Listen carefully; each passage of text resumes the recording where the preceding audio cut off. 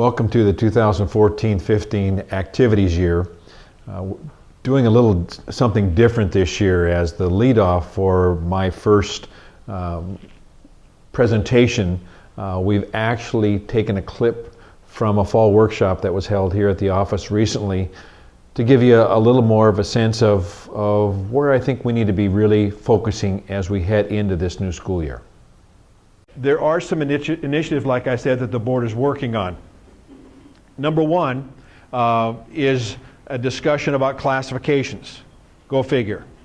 We're starting that first year of really 4 years of this new cycle. The first 2 years, of course, we're locked in with our numbers and with the number of schools in each classification. The second 2 years of the 4-year, we use the same numbers, but obviously there'll be some jockeying around because schools will bounce up or down because of enrollment figures, but we do not readjust the numbers the second half of the 4-year cycle. The issues that we're hearing in the state association office is, why don't we go to just a true 4-year cycle? And as you may remember, there was a committee that put together an idea to go to a 4-year cycle. The reasons that it was defeated was the concern about what about those schools that get locked into a classification, maybe because they've had a spike in enrollment right when we're doing that enrollment count, and the concern that maybe there wouldn't be a variance provided those school districts, even though there was a promise that the board would take those kinds of appeals very seriously to help those schools out. There still wasn't enough support to go to a full year, 4-year cycle. I think probably logistically, the west side of the state supported the 4-year cycle more than the east side did, particularly certain areas of the west side. But again, it takes 60% of those, in this case, 35 members of Rep Assembly voting to pass an amendment, and it did not receive enough support. Nevertheless, there's still concerns about enrollment numbers. There's still concerns, are we counting the right students? You may also remember that now we're counting grades 9 through 11. And we're also not counting alternative students. So we did make 2 adjustments through Rep Assembly action. Those did get support of the membership, but there's still concerns again about the system. I think we've all been around long enough to know that there is no perfect classification system. It just doesn't happen, but there might be something that better fits where we are. So again, that's one of the initiatives. That classification committee will start meeting again this fall. Rich Rulo, the principal at Natchez Valley High School, is on the District 5 board for that area of the state, is the board member who's in charge of it, and John Miller is the staff person who supports that. Brian Smith has been working with Pat McCarthy on a committee on national events, national tournaments, and amateurism. And I can tell you probably at the national level, those are 2 of the hottest topics right now. National events and amateurism. The National Federation is putting together a special committee to talk about amateurism.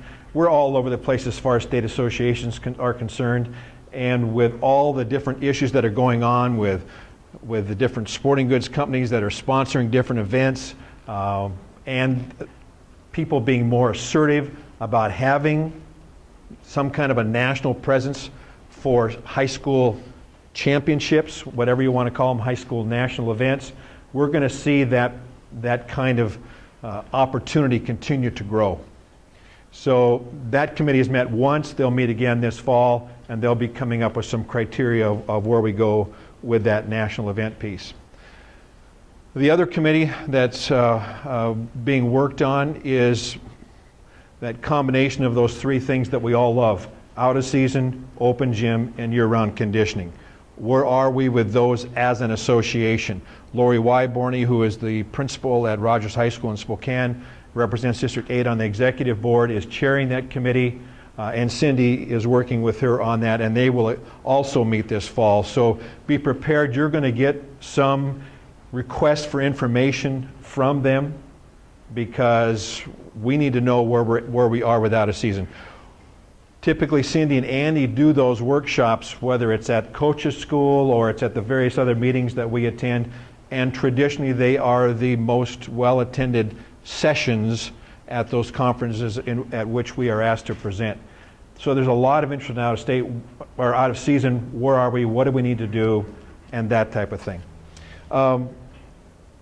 Another committee that's being chaired by Kevin McKay, who's the superintendent at Zilla, is meeting. This was met twice already. Is going to meet again this fall. Is a parent advisory committee. It includes school administrators and some parents who are talking about how can we help develop guidelines, expectations, to help parents understand what their role is and to help you work with parents through that. Because we all know parents want to be more involved and are working to figure out a way to be involved with your programs.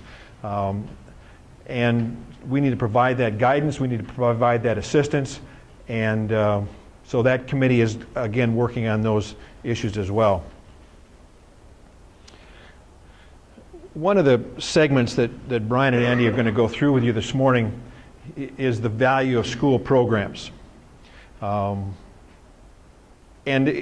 I think a lot of times we get so caught up in the administration of our events, making sure we've got officials, making sure that we've got the lights on, the floor's clean, the games are scheduled, that we sometimes forget why we are doing what we're doing, the value of what we bring to our students' lives.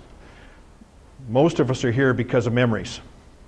Most of us do what we do because those are positive memories and really believe in the value of school programs. One of the slides that they'll be going through this morning is and some discussion about the term intentional.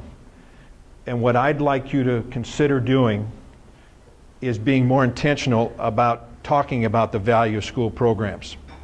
There's plenty of information available on our website from the National Federation that speaks to the value, but the real value is in our kids' eyes and in our kids' hearts.